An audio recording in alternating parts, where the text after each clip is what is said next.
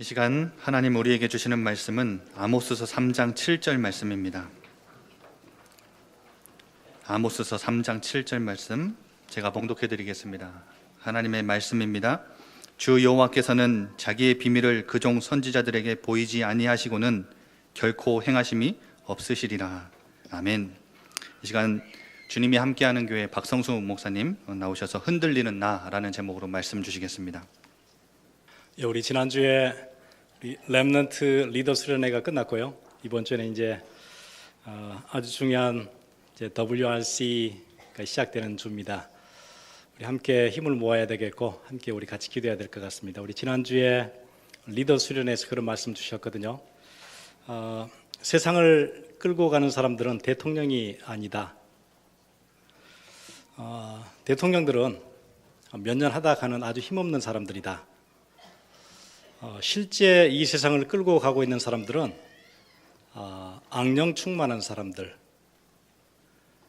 세상의 공중권세 잡은 자는 사단인데 사단의 심부름을 하는 사람들, 이 사람들이 실제 영향력을 가지고 문화를 끌고 가고 있고 흐름을 끌고 가고 있어요. 단지 대통령들이나 정치하는 사람들은 그 사람들의 입장을 대변할 뿐이에요. 힘 있는 사람들과 다수의 사람들이 원하는 것을 해줄 뿐이지 그 사람들이 뭘 하는 건 아니에요. 그래서 그렇게 표를 많이 호소하는 겁니다. 여기 가서 나를 서포트 해주면은 내가 당신들의 의견을 대변해서 이렇게 해주겠습니다. 그거예요. 힘 있는 사람들은 아니에요. 진짜 힘 있는 사람들은 문화권 저 꼭대기에서 문화의 흐름을 쥐고 흔드는 그 사람들이에요. 그 문화의 흐름을 누가 쥐고 흔들죠?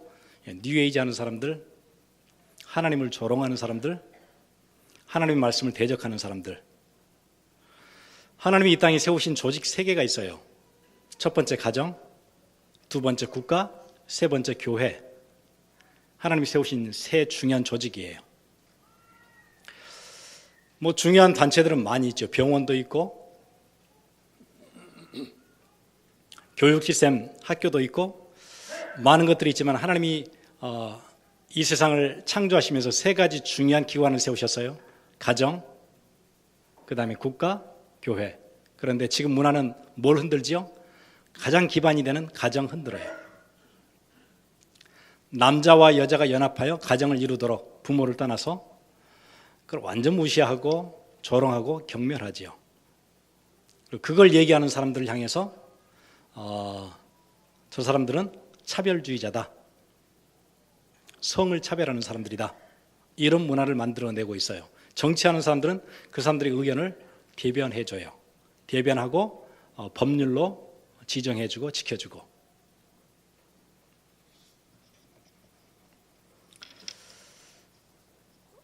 유럽에서 시작했지만은 지금 이제 미국에도 동성결혼 합법화하고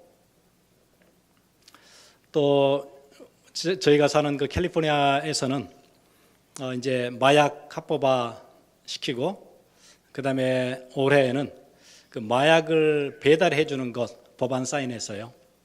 이제 마약을 전화하면은 배달을 해줘요. 우리 그 냉장고에 짜장면 이게 전화하면은 배달해 주죠. 이제 마약도 전화하면은 배달을 해줘요. 이제 그렇게 세상이 변해가요. 그래 지금 캘리포니아는 그 채소, 과일, 일조량이 많으니까 그런 것들을 큰 농장들을 가지고 있거든요. 앞으로 이제 그 농장들이 그 다 나무 뽑아내고 마리화나 재배할 거라고 그러지요. 수익이 어마어마하게 차이 나요. 죽도록 일해봐야 이 정도 얻을 수 있다면은 그 큰 땅에 마약을 재배하잖아요. 그러면 거기에 수백 배의 인컴 이렇게 수입이 들어올 거예요. 그런데 누가 농사하겠어요? 마약하지요. 마약 재배하면 마리화나 재배하면 훨씬 더 어마어마한 것들이 들어오는데요. 세상이 이렇게 바뀌어가고 있어요. 그 이유는 뭐냐면은 마약 단속하는데 너무 돈이 많이 들었대요. 단속하니까 경찰 인력들을 많이 가져야 되지요. 또 검거해야 되지요. 검거해서 잡으면 교정시설에다 가둬야 되지요. 교정시설이 그냥 돌아가지 않지요. 거기에 또 교정시설 지키는 사람들이, 교도소 지키는 사람이 있어야 돼. 거기에 너무 많은 돈이 들어간대요. 이거를 합법화하고 나면 그 돈이 다 안 들어갈 거예요. 돈이, 예산이 어마어마하게 남겠죠. 거기다가 마약을 합법화하고 팔기 시작하면은 거기에서 어마어마한 세금을 걷어들일 수 있어요. 그러니까 지출 없어지고 세금이 엄청 생겨요. 이거 보니까 너무 괜찮거든요. 그래서 그 돈으로 앞으로 교육에 투자를 하겠대요. 이게 정치예요. 그런 법안을 만들어내는 정치하는 사람들이고, 흐름을 쥐고 있는 사람들은 악령 충만한 사람들이에요. 하나님을 대적하는 사람들. 왜 굳이 하나님이 이래라 저래라 인간 세상을 향해서 그렇게 하느냐? 우리가 하나님인데 네 안에 있는 신성을 일깨워라.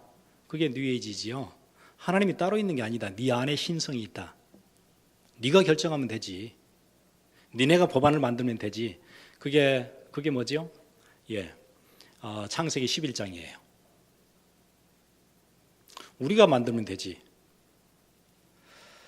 혹시 하나님이 재앙을 내려서 홍수로 심판해? 우리는 역청으로 성을 쌓으면 되지. 하늘까지 닿도록. 아무리 홍수가 나도 물이 못 들어오도록. 그러면 되는 거지. 그게 11장이에요. 창세기 11장. 무섭지요? 그 일을 하고 있어요, 지금요.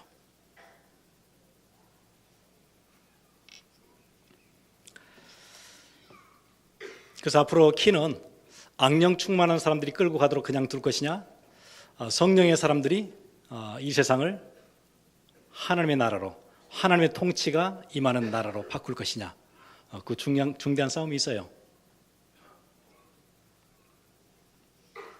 명상운동이냐 묵상이냐, 사람 중심이냐 하나님 중심이냐. 명상은 사람 중심이겠죠. 묵상은 하나님 중심이겠죠. 제가 처음에 미국에 들어갔을 때 그 시카고 저 위에 처음에 갔는데 거기 수도원 같은 데서 제가 살았어요.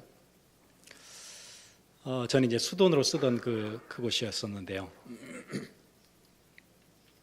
거기 이제 가서 봤더니 매주 금토일 이렇게 3일 동안 한 그룹씩이 와서 거기서 뭘 하고 가요. 자기들 행사 같은 걸 하는데 그룹이 해마다 주마다 바뀌어요. 한 100여 명, 150명 정도 오는데 어떤 그룹들은 와서 이렇게 워리어 이런 그룹 이름들이 막 그렇더라고요. 그래서 큰 북 가져다 막 북 치고 나무 밑에서 이렇게 명상하고 하늘 쳐다보고 그렇게 해요. 3일 내내. 또 이제 그 다음 주가 되니까 또 오토바이 타는 사람들 있죠. 그 영화 같은 데 보셨죠? 이렇게 이렇게 하고 오토바이 타는 사람들. 오토바이 가면 100여 대가 와요. 막 시끄럽게. 그래서 그거 내려놓고 오토바이 세워놓고 또 거기서 묵상, 이제 명상이죠. 명상하다 가고. 제가 처음에 미국 들어간 지 이제 한 25년 되거든요. 훨씬 옛날부터 미국 안에는 명상운동 이런 게 깊이 들어가 있었어요.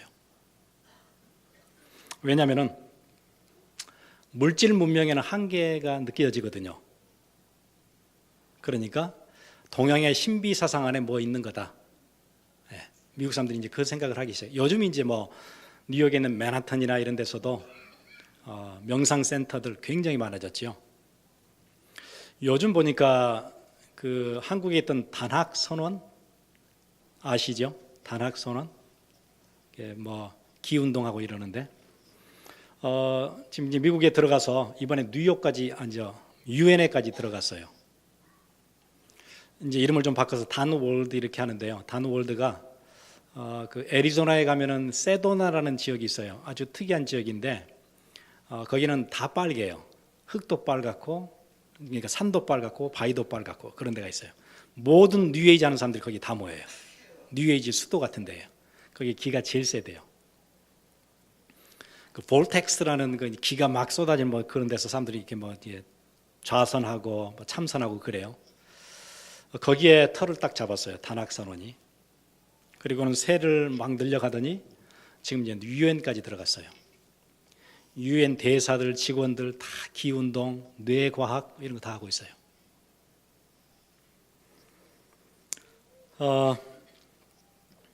아무리 세상이 그래도 사실은 하나님이 세워놓으신 교회들이 힘을 얻어서 그 사람들 살려낼 수 있으면 되거든요. 근데 교회가 힘이 없어요. 힘이 없다는 증거, 미자립. 미자립이라는 얘기는 굉장히 가슴 아픈 얘기예요. 슬픈 얘기고. 80%님 미자립이라는데요. 미자립이라는 얘기는 우리 교회가 해야 될 일이 있죠. 선교도 해야 되고, 전도도 해야 되고, 봉사도 해야 되고, 양육도 해야 되고, 이것들을 할 수 없다는 얘기예요. 미자립이니까. 지금 자기들한테 중요한 것은 선교가 아니에요. 자립이에요. 자립이 안 되고서는 아무것도 못해요. 교회가 언제 문 닫을지 몰라요. 인력이 없어요. 사람이 없어요. 경제력이 없어요. 그래서 미자립이에요. 그게 80%예요. 그러니 굉장히 가슴 아픈 얘기거든요. 그러면은 자립하는 교회, 큰 교회들은 힘이 있느냐? 그거 아니에요. 거기는 더 심각해요. 사람들은 많이 모여서 사람들은 대형 교회라고 얘기하고 메가철치라고 얘기하는데 신앙이 미자립이에요. 미자립 신앙. 미자립이니까 혼자 서지를 못해요. 계속 신방해 줘야 돼요. 시험 들면 또 신방해 줘야 되지요. 삐지면 또 가서 달래야 되지요. 미자립이에요. 나는 교회 다닌 지 10년, 20년이 돼도 누군가 나를 케어해 줘야 돼요. 와서 신방해 줘야 돼요. 그래야 겨우 내가 교회 나와주지요. 이게 미자립 신앙이에요. 교회가 이제 이렇게 힘이 없어진 거예요. 그리고는 자기가 학생들 같으면은 학교의 성적이 자기라고 생각해요. 교회는 다니지만은 내가 누구냐 물으면은 내 성적이 나예요. 내 성적이 별 볼 일이 없잖아요. 내가 별 볼 일이 없는 인생이에요. 어디 가도 힘이 없지요. 교회 가도 힘이 없고 가정에 가도 힘이 없고 공부를 못하니까 성적이 안 좋으니까 그게 나예요. 내 성적이 나고 내 환경이 나예요. 나는 가난하거든요.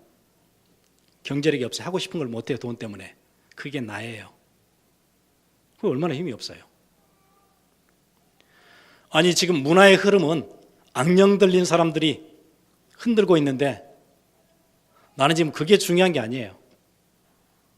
나는 지금 내가 취업이 안 돼요. 그게 나예요. 그게. 내 환경이잖아요. 취업이 어려워요. 나는 공부가 안 돼요. 내 하고 있는 사업이 힘들어요. 내가 다니는 직장 힘들어요. 겨우 붙어 있어요. 그게 나예요. 그런가요? 그게 이제 세상이 정해준 기준에서 보니까 그러는 거예요.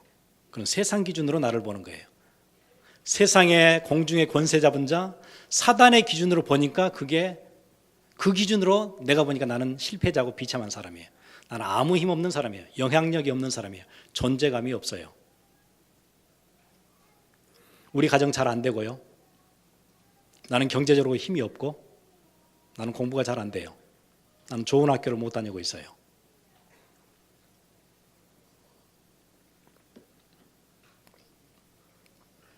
전에 어떤 부모님이 저한테 상담을 했어요. 목사님, 세계복음화도 좋고 렘넌트도 좋은데요. 고등학교는 졸업해야 되는 거 아닌가요? 예, 슬픈 얘기죠. 고등학교라도 졸업해야 세계복음화를 하든지 뭘 하든지 하는 거 아닌가요?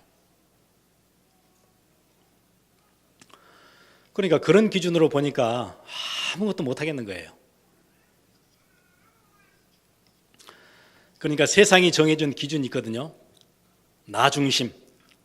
어떠니 나를 챙겨야지 어떻게 하겠어요? 나를 챙겨야지. 나 중심이지요. 성공 중심이에요. 성공해야 되잖아요, 일단. 물질 중심이지요. 그럴 수밖에 없지요. 그게 세상의 기준, 정해놓은 기준이에요. 그러니까 그 기준을 맞춰서 살려고 그렇게 몸부림치는 거예요. 그 기준을 맞춰 살아야 되니까. 이게 이제 극대화된 데가 이제 미국이에요. 극대화된 데가. 특히 이제 이민 사회는 심각한 것 같아요. 완전 자기 중심. 내가 그걸 챙겨야 살지요. 왜냐하면 나는 아무 배경 없이 지금 이 다른 나라 와서 사니까 아무 배경이 없어요. 내 부모가 여기 있는 것도 아니고 내가 여기서 뭐 털을 읽은 적도 없고 아무것도 없어요. 맨손이에요. 누가 나를 챙겨줘? 아무도 안 챙겨주죠. 내가 살아남아야 돼요. 살아남아야 돼요. 나 중심, 물질 중심. 경제적으로 안정되지 않으면 아무것도 못해요. 대부분의 이민 가정 부모들을 만나면 자녀 때문에 왔대요. 자녀 교육 때문에 왔다고 보통 그래요. 우리 자녀 교육을 위해서 경쟁력 있는 나라에 와서 하겠다. 근데 그게 그렇게 안 돼요. 자녀 교육보다 더 심각한 거는 딱 가서 보면 알아요. 경제적인 안정이에요. 먹고 살아야 자녀도 뭘 시키지요. 그러니까 나가서 죽도록 일해요. 아침부터 저녁까지. 애는 어떻게 다니는지 몰라요. 뭘 하는지 몰라요. 일단 먹고 살아야 되잖아요. 그럼 그렇게 한 2년 뛰면 딱 안정이 되느냐? 그렇지 않지요.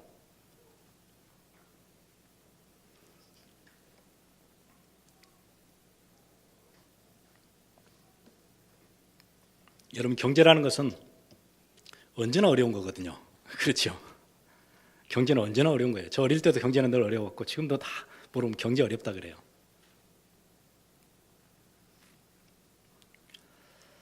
나 중심 살아야 되고 물질 중심 살아야 되고 성공 중심으로 살아야 되고, 우리 교회에서도 사역자들 모아가지고 이제 사역자 기도 모임 하잖아요. 그 권사님 왜 안 오셨어요? 그러면은 뭐 걔 밥 주러 갔어요. 뭐 이러시거든요. 예배는 저쪽이에요. 아무리 나는 직책이 뭐 이런 직책이지만은 예배 중심이 안 가고 마음이 안 가요.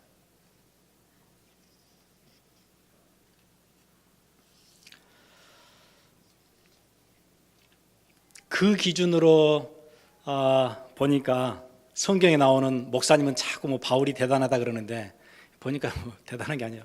여기저기서 늘 맞고 다니고 실패자지 대단하진 않아요. 나는 그렇게 되고 싶지는 않아요. 나는 잘 살고 싶어요. 세상이 주는 기준으로 보니까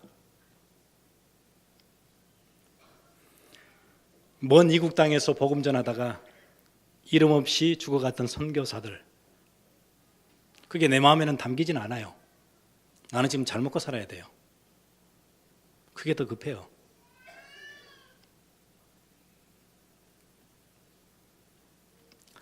어떤 주일학교 선생님이 요셉이 하나님을 잘 믿다가 애굽이라는 큰 나라의 총리가 됐단다. 그러니까 그 주일학생이 질문을 했죠. 그러면요, 바로는 뭐 믿어서 바로 됐어요?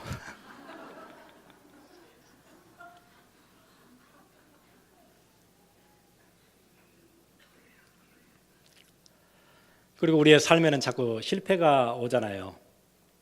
이렇게 안 해야지 했는데 실패가 와요. 새해가 되면은 나는 정말 올해부터는 아침에 말씀 딱 읽고 진짜 이 기도 수첩도 하고 하겠다. 2월 중순 되면은 안 되지요. 아무리 결심을 해도 안 돼요. 왜 그렇죠? 결심을 제대로 안 한 게 아니고 우리의 본질이 그렇게 생겼어요. 우리 본질 때문에 그래요. 베드로가 다 주님을 부인해도 나는 절대로 부인하지 않습니다. 예수님이 아니다. 닭 굴기 전에 네가 나를 부인할 것이다. 아니요. 모두가 예수님을 다 버릴지라도 나는 주님을 버리지 않습니다. 그렇게 얘기했는데 그 밤이 지나기도 전에 그 얘기한 지 얼마 안 돼서 예수님 부인하죠. 결심이 약했던 게 아니에요. 본질이 그렇게 생겼어요. 여러분, 아무리 제대로 하려고 그러는데 실패가 자꾸 찾아와요. 잘 안 돼요. 그때 예수님이 찾아오시지요. 네가 왜 결심이 왜 흔들렸느냐? 왜 그렇게 그 순간에 그렇게 부인할 수밖에 없었느냐? 그런 질문하지 않으시고 전혀 다른 얘기를 하세요. 요한의 아들 시몬아, 네가 나를 사랑하느냐? 그렇게만 물으세요. 왜요? 베드로 안에 있는 본질 주님이 아시거든요. 실패할 수밖에 없는 그 본질, 아무리 결심과 다짐을 해도 결국 안 되어지는 그 인생, 그 본질을 아셨어요. 그래서 그걸 묻지 않으시고 네가 지금 나를 사랑하느냐, 그것만 물으세요.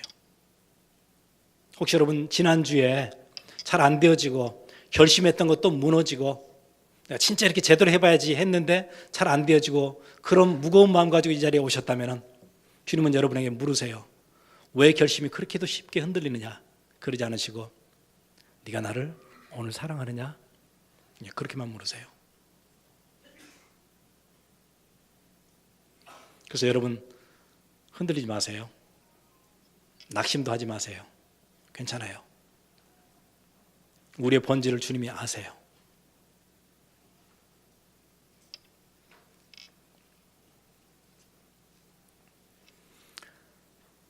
세상이 주는 기준으로는 우리가 잘 안 되어지는 것처럼 혹은 그런 시절을 지금 지내고 있다 할지라도 하나님은 여러분을 그렇게 부르시지 않으셨어요. 그래서 여러분의 정체성을 세상이 주는 기준 가지고 결정하지 마시고 판단하지 마시고 하나님이 여러분에게 주시는 것 가지고 여러분을 보세요. 뭐라고 얘기하세요? 요한복음 1장 12절에 영접하는 자 곧 그 이름을 믿는 자들에게는 하나님의 자녀가 되는 권세를 주셨으니 그게 여러분의 정체성이요. 그게 여러분이에요. 그게 하나님 주신 여러분이에요. 하나님 여러분을 그렇게 부르셨어요. 자녀로 부르셨어요. 최고지요. 자녀는 다예요. 자녀는 다예요.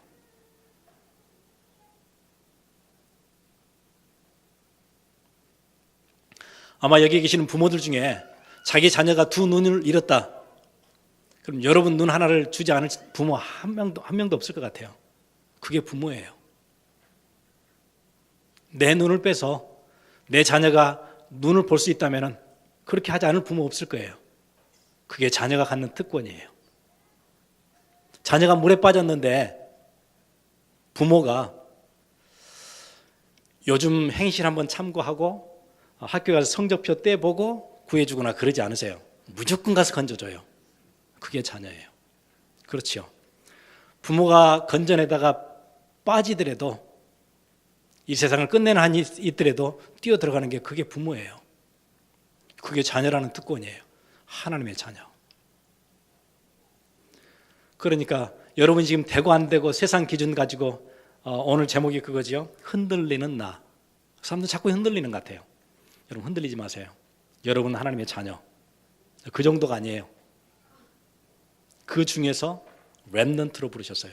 렘넌트는 세상 문화가 다 무너져가도 교회들이 다 힘을 잃어도 하나님이 그루터기들을 통해서 세를 시작하시는 그 공동체 안에 여러분을 부르셨어요. 여러분 여기 있는 거 진짜 축복이거든요. 전 세계 지금 렘넌 운동이 다 일어나서 일하고 있지만은 이번에도 한 50 몇 개국에서 이제 학생들이 같이 올 거예요. 그 렘넌 운동의 가장 중심에서 심부름하고 있는 교회, 예일교회. 그 보통 축복 아니거든요. 하나님이 교회 다 쓰시는 거 아니에요.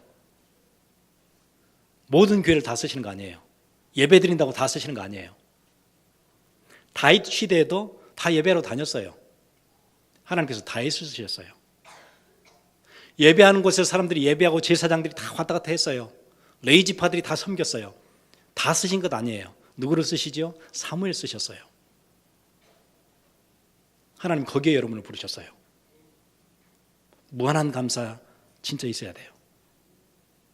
여러분 쉽게 여러분을 세상이 주는 기준과 그 스탠더드 가지고 나는 된다 안 된다 힘이 없다 실패했다 그러지 마세요.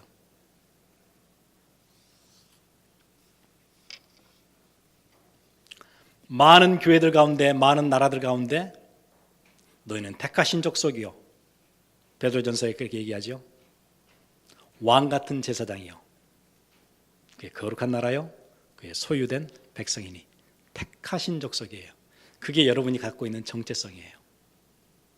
지금 여러분이 사업을 잘하든 못하든 공부를 잘하든 못하든 상관없이 하나님이 그렇게 부르셨어요. 세상이 주는 기준으로 여러분 보지 마시고 또 여자들은 보니까 거울 같은 거 보고 그게 자기라고 믿어요. 못났거든요. 나는 아닌 것 같아요. 어디 가도 자신이 없어요. 몸매 보니까 아니거든요. 그걸로 막 속상하고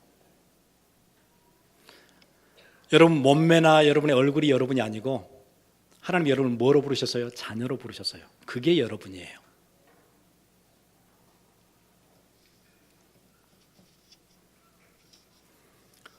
예수님은 베드로가 처음에 고기 잡고 있을 때 그 그물 던지고 있는 그 베드로의 모습 안에서 예수님이 뭐 보셨냐면은 3,000명 앞에서 복음 전하는, 그리고 제자로 이렇게 세우는 전도자의 모습을 거기서 보셨어요.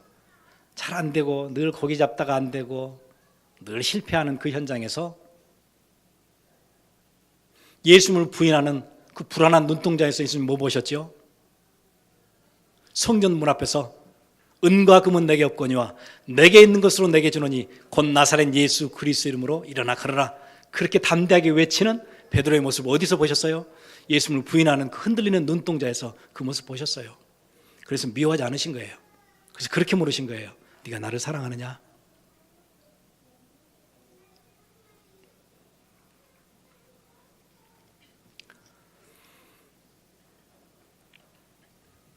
나중에 닭 울고 나니까 뛰쳐나가서 서럽게 울지요. 왜 내 결심은 이렇게 흔들렸는가? 왜 나는 예수님을 부인했는가? 나는 왜 이렇게 약한가? 나는 왜 이렇게 실패자로 늘 사는가?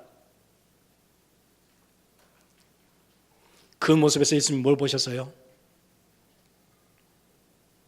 나중에 복음 위에서 십자가에 거꾸로 매달려서 예수님을 사랑한다고 얘기하면서 마지막 죽어가게 되는 한 전도자의 모습을 거기서 보신 거예요. 그리고 그를 사랑해 주신 거예요. 그게 여러분이에요.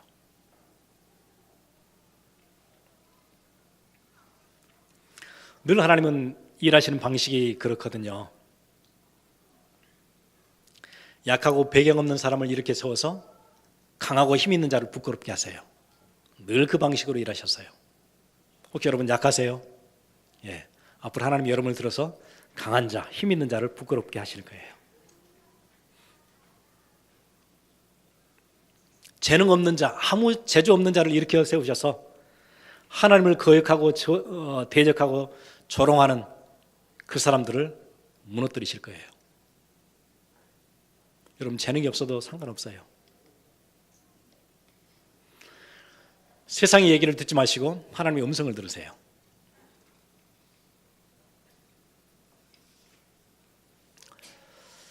독일에 유명한 신학자 있어요. 본헤퍼라는 사람이 있었어요.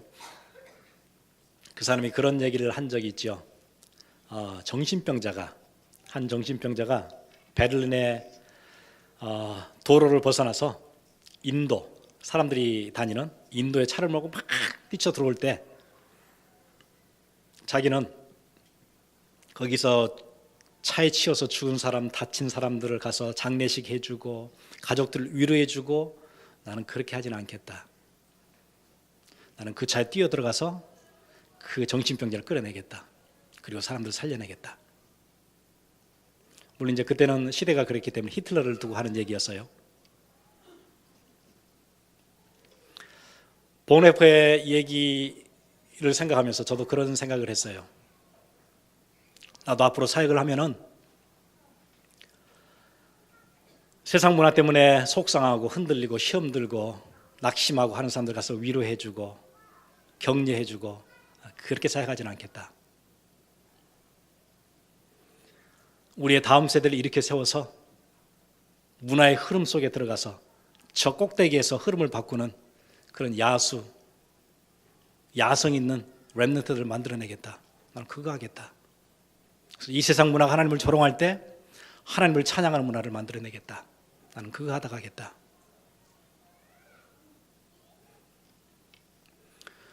여러분 문화라는 것은 되게 이게 심플해요. 모든 사람들이 다 따라가지만은 그걸 흔드는 사람은 몇 명 전문가들이 바꾸는 거예요. 예를 들어서 그 문화 중에 공연 예술의 가장 최고봉이 아마 뮤지컬일걸요. 그러겠죠. 그 안에는 다 들어 있으니까. 근데 뮤지컬 중에 그 세계 4대 뮤지컬이 있죠. 그 뭐죠? 뭐뭐 4대 뮤지컬이라 그러죠?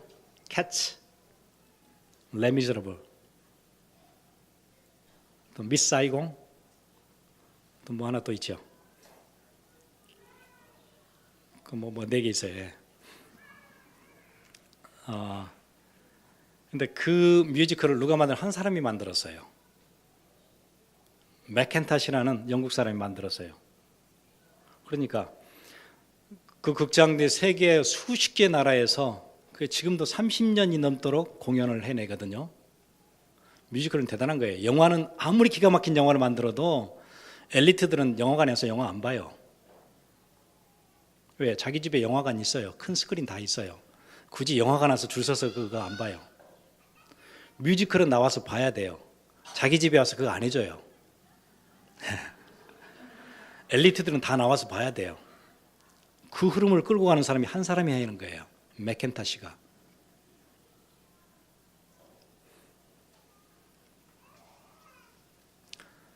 세계의 흐름, 문화의 흐름 바꿀 수 있는 렘넌트 만들어내는 것. 하나님 여러분을 우리를 그렇게 부르셨어요. 그래서 우리 이제 이번 주에 시작하는 WRC는 우리들의 렘넌트들의 큰 축제이기도 하지만은 저는 문화 전쟁이라고 생각해요. 세상 문화에 시비 거는 거예요. 전쟁을 선포하는 거예요. 그래서 함께 기도해 주세요. 기도해야 되겠다 그러지 마시고 진짜 기도해 주세요. 적어도 식사할 때 기도해 주세요.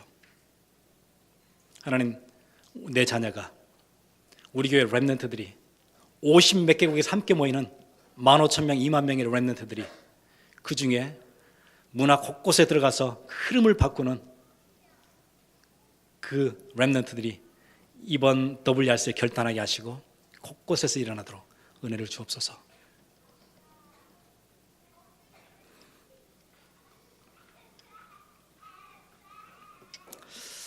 그 LA에 가시면은 가보신 분들 아마 보셨을 텐데요.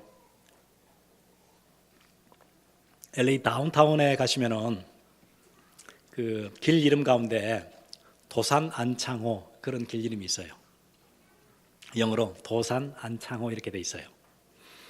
미국 사람들도 도산 안창호 선생님을 이렇게 기억하고 길 이름을 그렇게 기념하기 위해서 지어놨어요.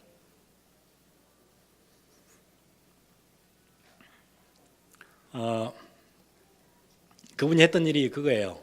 왜냐하면 LA 안에 그 한인들이 한 일들이 크거든요.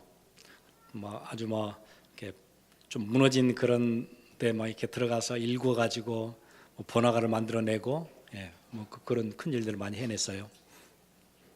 근데 그 중심에 누가 있냐면은 도산 안창호 선생이 있어요. 그분이 처음에 미국에 와서 보니까 한국 사람들은 죽도록 일했죠. 이민 1세대들이니까. 죽도록 일하다가 저녁에는 일이 힘드니까 술 먹고 그렇잖아요. 이겨내야 되니까. 그리고는 멱살 잡고 싸우고 머리 잡고 싸우고 그 모습을 봤어요.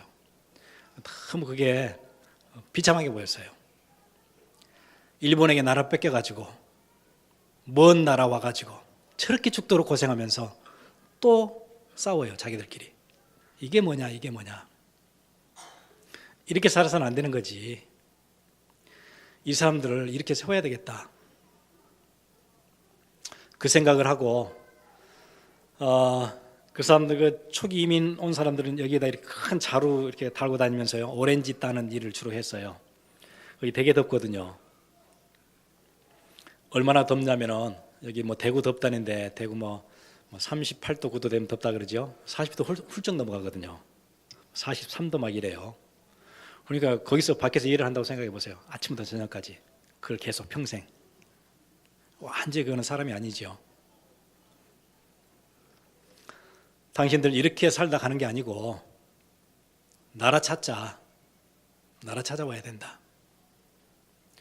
나라 뺏겼는데 찾아와야지. 그래서 오렌지 하나를 따더라도 성실하게 따라. 그 돈 모아라. 모아서 상해 임시정부에 보내주자. 나라 찾아와야 된다. 니네 여기서 이렇게 싸울 게 아니다. 성실함으로 오렌지 하나를 따고 그 돈을 모아서 상해 임시정부 보내서 독립군들에게 독립운동하도록 자금 대줘야 된다. 그렇게 되어지면 니네는 독립군이 되는 거다. 오렌지 따는 노동자가 아니고 독립군으로 사는 거다. 그렇게 살다 가야 돼.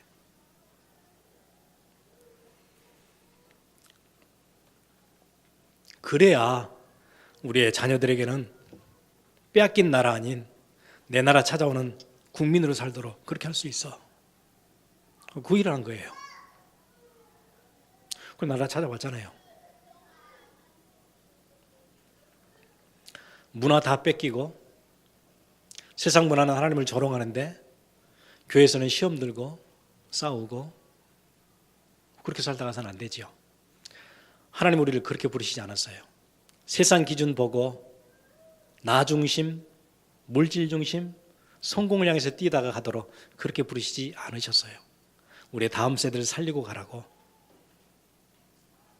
세상을 바꾸라고, 온 세상이 하나님을 찬양하는 그 문화를 만들어내라고 하나님이 저와 여러분을 그렇게 부르셨어요. 위대하게 부르셨어요.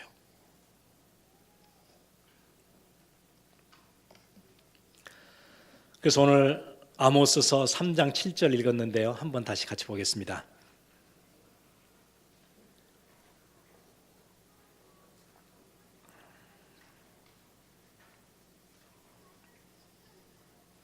지금부터 그거 하시면 돼요.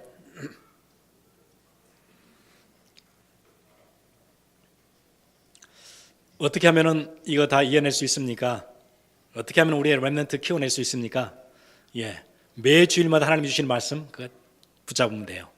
여기 보세요. 7절에 주 여호와께서는 자신의 비밀을 자신의 종들인 선지자들에게 나타내지 않으시고서는 결코 아무것도 행하시지 않으신다. 하나님이 어떤 하실 일이 지금 있어요. 그럼 반드시 그 일을 하시기 전에 선지자들에게 알려주신대요. 그렇게 하고 나서 그 일을 시작하세요. 그렇게 하지 않으시는 일은 단 하나도 없어요. 그렇죠? 주 여호와께서는 자신의 비밀을 자신의 종들인 선지자들에게 나타내지 않으시고서는 결코 아무것도 행하시지 않으신다. 바른 성경은 그렇게 번역했어요. 그럼 하나님이 하실 일은 반드시 누구를 통해 얘기하세요? 선지자들에게, 메신저들에게 얘기해 주세요. 그 마음에 얘기해 주세요. 내가 이거 할 테니까 빨리 얘기해 줘. 내 백성들에게 빨리 얘기해 줘. 매주마다 얘기해 줘. 내가 렘넌트를 통해서 무슨 일을 할 것인지 빨리 얘기를 해 줘. 내가 그거 할 테니까. 그래서 말씀을 주시는 거예요. 그래서 말씀 붙잡으세요. 그 붙잡은 사람을 통해서 그 일을 하세요. 그 사람 통해서 경제도 회복시켜 주실 것이고, 힘도 주실 것이고, 재능도 주실 것이고, 기가 막힌 만남의 축복도 주실 것이고, 붙잡으시면 돼요. 지금부터 말씀을 귀중하게 붙잡으시면 돼요. 그 뒤에 8절은 더하지요. 사자가 부르짖는데 누가 두려워하지 않겠느냐? 주 여호와께서 명령하시는데 누가 예언하지 않겠느냐? 그럼 사자가 쫓아오면서 으르렁거리는데 누가 겁나지 않겠어요? 그렇잖아요. 누가 겁나지 않겠어요? 여호와가 말씀하시는데 어떤 메신저가 얘기하지 않겠어요? 여호와가 말씀하시는데 누가 그걸 거역하겠어요? 그래서 강단에서 쏟아내는 거예요. 하나님이 하시려고.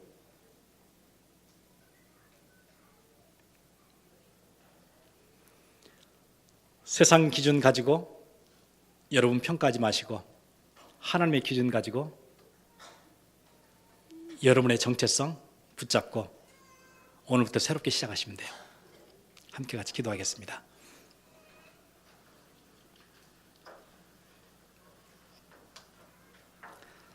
이스라엘을 애굽에서 건져내시기 전에 먼저 모세에게 말씀하시지요.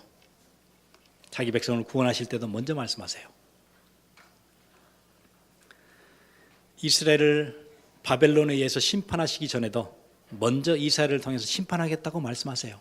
빨리 돌아오라고. 그 얘기를 들었으면 회복될 텐데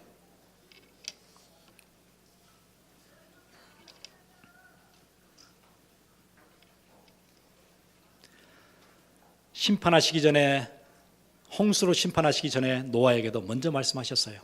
돌아오라고. 홍수 임한다고. 하나님이 한 시대를 렘넌트를 통해서 새롭게 바꾸시기 전에 메신저들을 통해서 얘기하세요.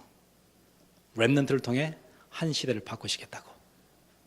우리 같이 기도하겠습니다.